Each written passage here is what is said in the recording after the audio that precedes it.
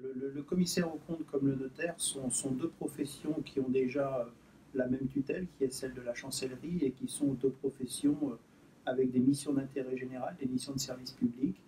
Pour le commissaire aux comptes, de certification, d'audit. Pour le notaire, eh bien, pareil, de certification, de réception d'actes et de validité juridique des contrats qu'on va signer, avec une mission d'intérêt général et qui n'est pas liée aux personnes, mais qui est liée véritablement au dossier et au contrat. Alors, nos professions de commissaire aux comptes et de notaire sont très voisines dans leur conception. Toutes les deux sont au service de la sécurité.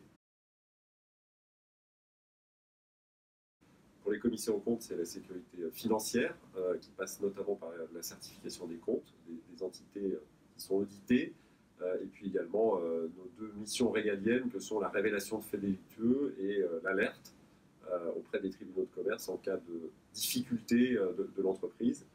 Donc une mission globale au service de l'intérêt général, même si on intervient pour une entité particulière.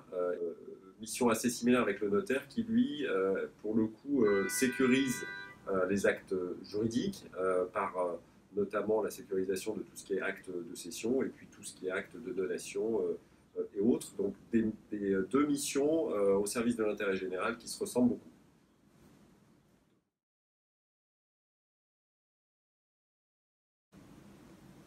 Alors cette crise nous a beaucoup appris sur nous, sur nos organisations et sur notre résilience. On peut véritablement affirmer que nos clients et nos professions ont fait face à cette période très compliquée dans nos modes de travail et qu'aujourd'hui, où on sent que probablement le plus dur est derrière nous, il y a une véritable reprise, une véritable volonté de redévelopper, de redynamiser son activité si celle-ci a été un petit peu mise en sommeil. Et c'est vrai que cette période de crise que nous avons connue depuis un an et demi, nous a permis véritablement aujourd'hui d'être beaucoup plus agiles et d'être capable d'anticiper des événements auxquels on n'avait pas forcément pensé à l'époque. Et tout ça, ça passe par des nouvelles organisations, des nouvelles façons de travailler qui ont été mises en place dans nos entreprises et dans les entreprises de nos clients. Cette crise a été, même si elle a été difficile à vivre pour un certain nombre de nos clients, elle a été très enrichissante sur finalement la réflexion que nos dirigeants ont été amenés à se poser sur leur business model, leur agilité.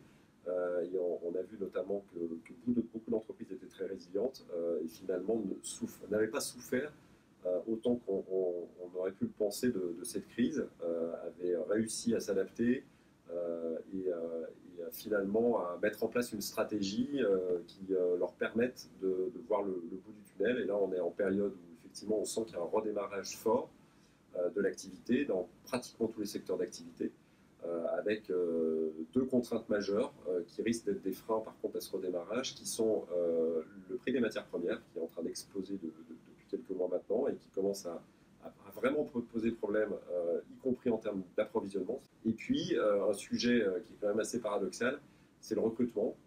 C'est-à-dire qu'on avait déjà de nombreuses difficultés de recrutement, tous secteurs d'activité confondus avant la crise, et la crise n'a absolument pas résolu ce problème. Donc, deux freins potentiels à la reprise d'activité en sortie de crise.